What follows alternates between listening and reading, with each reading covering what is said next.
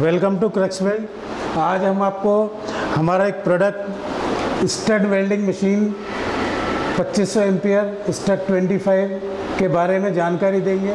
ये मशीन का control panel है यहाँ, और बैक साइड मशीन में एक एमसीबी है जो पावर ऑन ऑफ के लिए है। ये दो कूलिंग फैन लगाए हुए हैं बैक साइड में इसके, मशीन को कूल रखने के लिए। यहाँ ये जो कनेक्शन है, यहाँ पे आपको टॉर्च का कनेक्शन है लीड का, ये टॉर्च का स्विच है उसका कनेक्शन है, और ये दोनों अर्थिंग है। इसमें प्रॉपर अर्थिंग के लिए दो अर्थिंग लीड लगी होती हैं जो कि आपको प्रॉपर वेल्डिंग के टाइम पे आपको मेटल को प्रॉपर अर्थिंग मिले। ये हमने मशीन ऑन किया, ये मशीन का कंट्रोल पैनल है डिजिटल। ये जो नॉब है इससे आप जहाँ जहाँ ये लाइट जाएगी वो सारे एडजस्टमेंट होंगे। मेन स्टड वेल्डिंग में हमको खाली दो चीज़ एडजस्ट करनी होती है, एक करंट और एक टाइमिंग। जब आप इसको रोटेट करेंगे तो यहाँ ये आ गया वेल्ड टाइम पे। वेल्ड टाइम आप यहाँ से ये नॉब को क्लॉकवाइज और एंटी क्लॉकवाइज करके आप एडजस्ट कर सकते हैं कि जो भी आपको वेल्ड टाइम है। वेल्डिंग करंट के लिए आप जब इसको नॉब को रोटेट करेंगे तो ये वेल्डिंग करंट पे आ गया।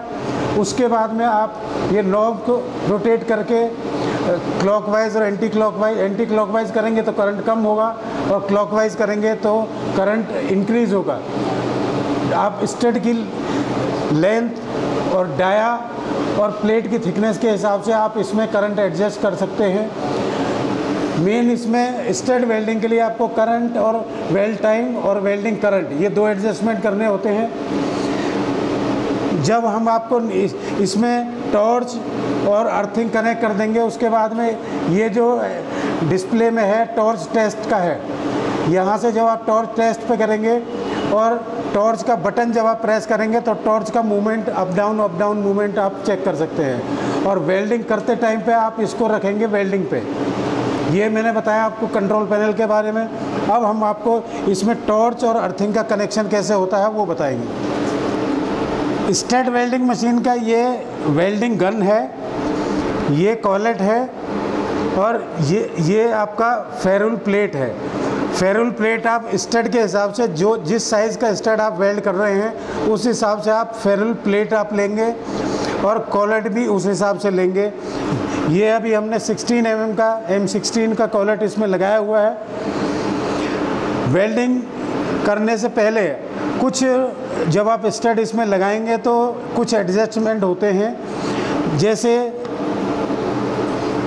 फेरुल अगर आप इसके ऊपर रखेंगे, मैं अभी आपको उसका मेन एडजस्टमेंट कैसे होता है वो बताता हूँ कि आपको कॉलेट के बाद में लगाने के बाद आपको स्टड को कितना बाहर और कितना अंदर रखना है, कितना गैप रखना है, उसके हिसाब से मैं बताऊँगा आपको। अभी हम आपको मेन पावर लीड जो है उससे ये टॉर्च का मेल फीमेल कनेक्टर है वो कनेक्ट करेंगे।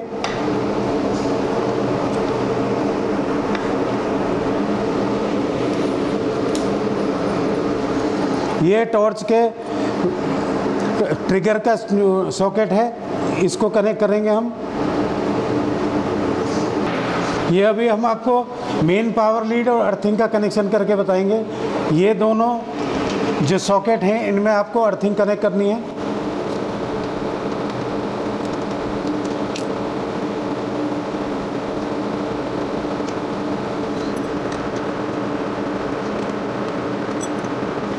ये आपका मेन पावर लीड है और टॉर्च का कनेक्शन है।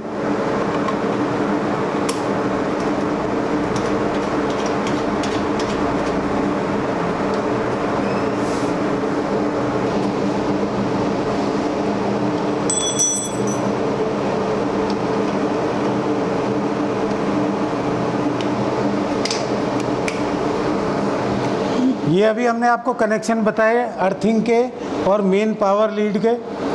अभी हम आपको इससे स्टड कैसे वेल्ड होता है और स्टड वेल्ड करके दिखाते हैं। अब मैं आपको बताता हूँ कि इसमें स्टड का जब आप स्टड फिटिंग करते हैं उस टाइम पे स्टड को कितना आपको गैप रखना है, लिफ्ट और प्लंज। ये हमने स्टड कॉलेट में लगाया। लगाने के बाद में जब हम आप इसका जो फेरुल है, फेरुल जब आप इस पे लगाते हैं तो ये फेरुल के टॉप से स्टड करीब करीब 3 से 4 mm ऊपर आना चाहिए। और फिर जब हम आप इसको टॉर्च को नीचे प्रेस करेंगे तब ये जो स्टड है, स्टड का जो है लेवल आप इसके जो फेरुल में एक स्टेप है उसके लेवल पे होना चाहिए। ये आप कभी भी इसका एडजस्टमेंट टॉर्च का ये है। अभी हम आपको इससे वेल्डिंग करके दिखाएंगे। जॉब जिसके ऊपर आप वेल्ड कर रहे हैं उसको आप दोनों अर्थिंग कनेक्ट करेंगे। पहले ये M16 का फेरुल है और ये स्टड है। इसके हिसाब से हमने मशीन में जो करंट एडजस्टमेंट है वो 16 mm के लिए 900 एम्पियर करंट है और 0.9 टाइमिंग है, ये एडजस्ट किया है। अभी हम आपको स्टड वेल्ड करके दिखाते हैं।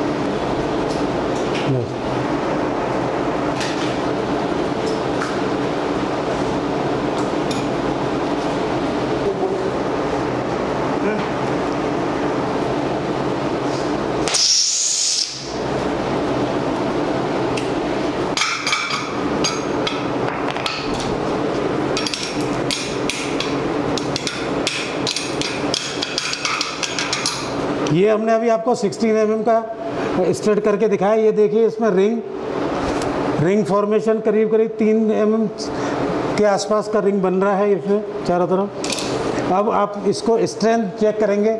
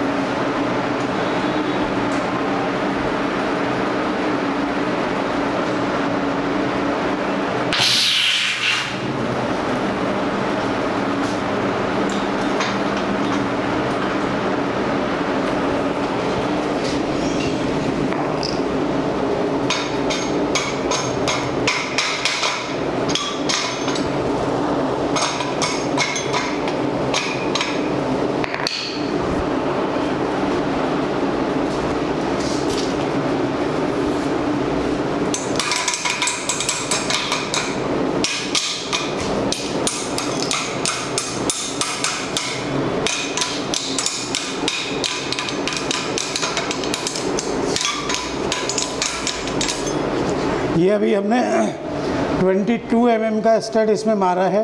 ये आप देखिए रिंग फॉर्मेशन।